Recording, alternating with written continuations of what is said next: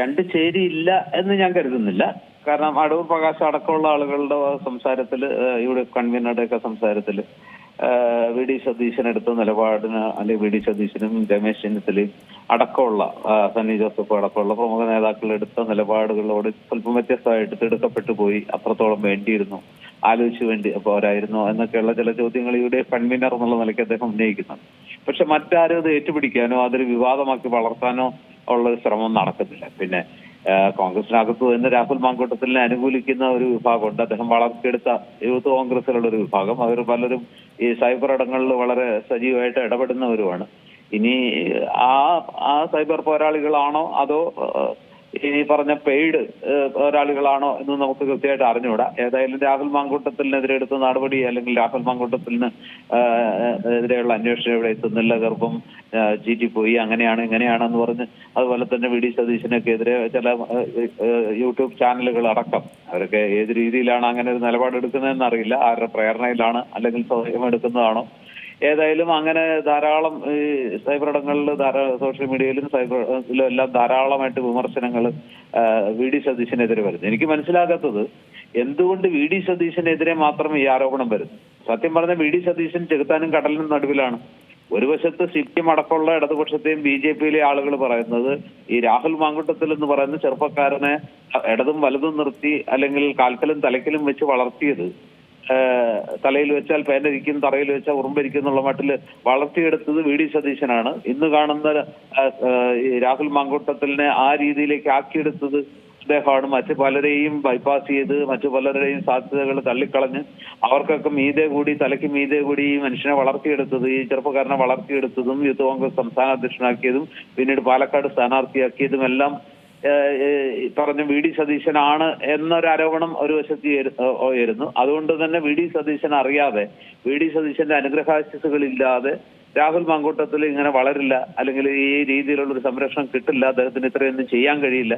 അതുകൊണ്ട് തന്നെ രാഹുൽ മാങ്കൂട്ടത്തിൽ ഇപ്പോൾ ഉയർന്നു വന്നിരിക്കുന്ന ആരോപണങ്ങളെ കുറിച്ചും വി ഡി സതീശന് നേരത്തെ അറിവുണ്ടായിരുന്നിരിക്കണം.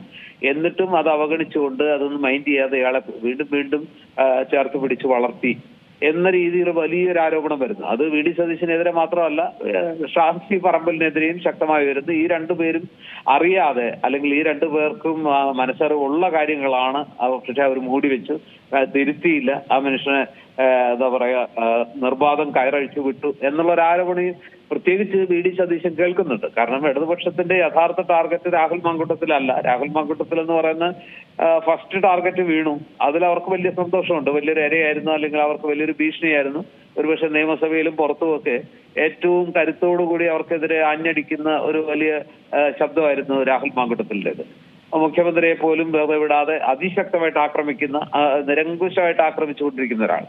അപ്പൊ ആ നിലയ്ക്ക് രാഹുൽ മാങ്കൂട്ടത്തിൽ വീണതിൽ അവർക്ക് ഒത്തിരി സന്തോഷമുണ്ട്. പക്ഷെ രാഹുൽ മാങ്കൂട്ടം അല്ല യഥാർത്ഥത്തിൽ ഇടതുപക്ഷത്തിന്റെ ലക്ഷ്യം, വി ഡി സതീശനാണ്. അപ്പൊ വി ഡി സതീശനെ ഈ പേര് പറഞ്ഞ്, ഈ രാഹുൽ മാങ്കൂട്ടത്തിന്റെ പേര് പറഞ്ഞ് ആക്രമിച്ച് അദ്ദേഹത്തിന്റെ കരിഷ്മ തകർത്ത്, അദ്ദേഹത്തിന്റെ പ്രതിച്ഛായ തകർത്ത് വരുന്ന തെരഞ്ഞെടുപ്പ് ആകുമ്പോഴേക്കും കോൺഗ്രസിനകത്ത് വലിയ ഒരു ഗ്രൂപ്പിസം ഉണ്ടാക്കി, ഒരു പിളർപ്പും ഭിന്നതയും ഒക്കെ ഉണ്ടാക്കി തകർക്കുക, തളർത്തുക എന്നുള്ളതാണ് ലക്ഷ്യം.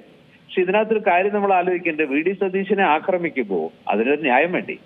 ഈ ആരോപണങ്ങൾ ഉയർന്ന ഘട്ടത്തിൽ വേറെ ഒരുപാട് പേര് ഈ പോലീസിലോ അല്ലെങ്കിൽ മറ്റുള്ളവർക്കോ ഒന്നും പരാതി പറയാതെ വി ഡി സതീശനും രമേശ് ചെന്നിത്തലയും കെ സി വേണുഗോപാലും അടക്കമുള്ളവർക്ക് ധാരാളം യുവതികൾ പരാതി കൊടുത്തിട്ടുണ്ട്. അവർ പോലീസിൽ പരാതിപ്പെടാനൊന്നും താല്പര്യമില്ല. അവർക്ക് രാഹുൽ മാങ്കൂട്ടത്തിലിന്റെ കരിയർ അവസാനിപ്പിക്കണമെന്നോ രാഷ്ട്രീയ ജീവിതം തീർക്കണമെന്നുള്ള ദുരുദ്ദേശവും ഇല്ല. പക്ഷെ തങ്ങൾക്ക് ഈ പറഞ്ഞ രീതിയിൽ മെസ്സേജ് വരുന്നു, അല്ലെങ്കിൽ മോശപ്പെട്ട രീതിയിൽ സംസാരം ഉണ്ടാവുന്നു, അല്ലെങ്കിൽ അങ്ങനെ ചാറ്റിംഗ്, അങ്ങനെയുള്ള ആ രീതിയിലേക്ക് അദ്ദേഹം ഇടപെടുന്നു എന്നുള്ളത് ഈ നേതാക്കൾക്ക് അറിയാം എന്ന് തന്നെയാണ് ഞാൻ വിശ്വസിക്കുന്നത്. അതുകൊണ്ടാണ് ആദ്യഘട്ടത്തിലെടുത്തൊരു തീരുമാനത്തിൽ വി ഡി സതീശൻ ആ തീരുമാനം പറഞ്ഞു. പക്ഷെ കെ സുധാകരൻ അടക്കം, കെ സുധാകരൻ, കെ മുരളീധരൻ, മുല്ലപ്പള്ളി രാമചന്ദ്രൻ, ഏറ്റവും കൂടുതൽ വി ഡി സതീശനെ എതിർക്കുന്ന, അല്ലെങ്കിൽ വി ഡി സതീശന്റെ നിലപാടുകളോട് സദാ മത്സരിച്ചുകൊണ്ടിരിക്കുന്ന Ramesh Chennithala, K P C C അധ്യക്ഷൻ സണ്ണി ജോസഫ് അടക്കം മുതിർന്ന നേതാക്കൾ ആരും തന്നെ ആ തീരുമാനത്തെ എതിർത്തിട്ടില്ല.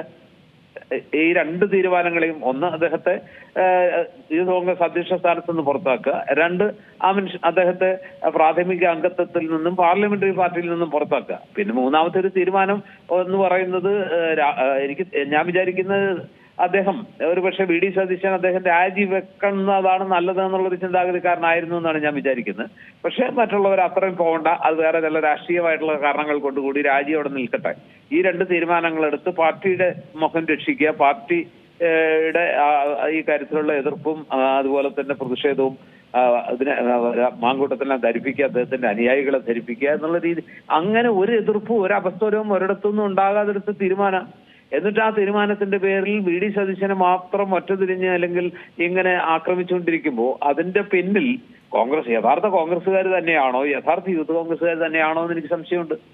കാരണം രാഹുൽ മാങ്കൂട്ടത്തിനെതിരെ കൂടുതൽ തെളിവുകൾ പുറത്തു വരികയും അദ്ദേഹത്തിന്റെ നില കൂടുതൽ പരിതാപകരാകുകയും ഇപ്പൊ തന്നെ നമുക്കറിയാം രാഹുൽ മാങ്കൂട്ടത്തിൽ ഇതുവരെ ആ ശബ്ദരേഖയിൽ ഉള്ള സംസാരം, ആ ശബ്ദം എന്റേതല്ല എന്ന് പറയാനുള്ള ആർജവം കാണിച്ചിട്ടില്ല. അന്ന് വളരെ ആദ്യം ഒരു പത്രസമ്മേളനത്തിൽ AI കാലത്ത് അതൊക്കെ പറ്റില്ലേ എന്നുള്ളൊരു ഒഴുക്കൻ മറുപടി മാത്രമേ ഉണ്ടായിട്ടുള്ളൂ. നേരെ മറിച്ചൊരു പത്രസമ്മേളനം നടത്തി അല്ലെ പൊതുമധ്യത്തിൽ വന്നുകൊണ്ട് ആ ശബ്ദം എന്റേതാണെന്ന് തെളിയിക്കാൻ കഴിയുമോ? ഞാൻ ഏത് പരിശോധനയ്ക്കും തയ്യാറാണ്. ആ ശബ്ദം എന്റേതല്ല, ഞാനല്ല എന്ന് പറയാനുള്ളൊരു തന്റെ ആത്മവിശ്വാസം രാഹുൽ മാങ്കൂട്ടത്തിൽ അന്നേ പ്രകടിപ്പിച്ചിരുന്നെങ്കിൽ ഈ ചിത്രമൊക്കെ മാറുമായിരുന്നു. പക്ഷെ അദ്ദേഹം അത് ഒരിക്കൽ പോലും പറഞ്ഞില്ല, അതിനുള്ള തന്റെ ഇടം കാണിച്ചിട്ടില്ല. അങ്ങനെ തന്റെ ഇടം കാണിക്കാത്ത ഒരു യുവാവിന് ഒരാൾക്ക് വേണ്ടി കോൺഗ്രസ് പാർട്ടിക്ക് അദ്ദേഹത്തെ സേവ് ചെയ്യാൻ പറ്റുമോ? ഇങ്ങനെയുള്ള ഒരാളെ ഒന്നല്ല രണ്ടെന്നൊക്കെ പറയുന്നുണ്ട്, വേറെ ഒരുപാട് ചാറ്റുകൾ, ഒരുപാട് മെസ്സേജുകൾ, ഇങ്ങനെ ആരോപണങ്ങൾ ഒരുപാടുണ്ട്. ആ ഒരു ഘട്ടത്തിൽ പലതും കൃത്യമായി ബോധ്യമുള്ളത് കൊണ്ട് കൂടിയാണ് അങ്ങനെ ഒരു ആക്ഷൻ ഉണ്ടായത്.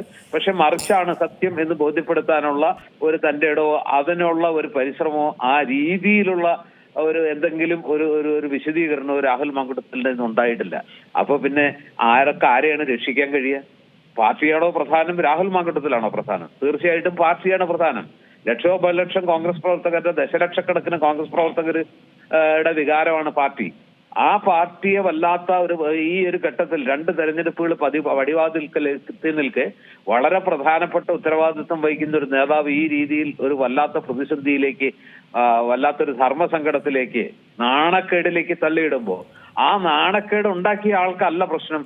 നേരെ മറിച്ച് അതിനെതിരെ ശക്തമായ നിലപാടെടുത്ത് പാർട്ടിയെ ഈ പ്രതിസന്ധിയിൽ നിന്ന് രക്ഷിക്കാൻ ശ്രമിക്കുന്ന, തനിക്ക് വളരെ പ്രിയപ്പെട്ടവനാണെങ്കിൽ പോലും പാർട്ടിയാണ് വലുത് എന്ന മെസ്സേജ് കൊടുത്തുകൊണ്ട് അയാൾക്കെതിരെ നടപടിയെടുക്കാൻ മുൻപിൽ നിന്ന് ആ മനുഷ്യനെ ആക്രമിച്ച് നശിപ്പിക്കില്ല. ഏതാ പ്രധാനം?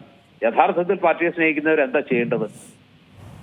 യഥാർത്ഥത്തിൽ കോൺഗ്രസ് അടുത്ത തെരഞ്ഞെടുപ്പുകളിൽ വിജയിക്കണം, അല്ലെങ്കിൽ കോൺഗ്രസിന് നേട്ടം ഉണ്ടാവണം, കോൺഗ്രസ് രക്ഷപ്പെടണം എന്ന് ആഗ്രഹിക്കുന്നുണ്ടെങ്കിൽ ഇത്തരം ഒരു ഘട്ടത്തിൽ യഥാർത്ഥത്തിൽ പാർട്ടിയെ സ്നേഹിക്കുന്ന, പാർട്ടിക്ക് പ്രതിസന്ധികൾ ഉണ്ടാക്കാത്ത, തുടർച്ചയായിട്ട് ഉപതെരഞ്ഞെടുപ്പുകളിൽ വിജയിക്കാനുള്ള മാനേജ്മെന്റ് വൈദഗ്ധ്യം പ്രകടിപ്പിക്കുന്ന, ഒന്നാന്തര സോഷ്യൽ എഞ്ചിനീയർ നടപ്പാക്കുന്ന, നിലപാടുള്ള, കൃത്യമായ തീരുമാനങ്ങളുള്ള ഒരു നേതാവിനെ തകർത്ത് തരിപ്പടമൊക്കെ അങ്ങേരുടെ മുറയിലും അദ്ദേഹത്തിന്റെ മാനസിക ബലവും തകർക്കുന്ന, ഇച്ഛാശക്തിയും തകർക്കുന്നതാണോ രാഷ്ട്രീയം?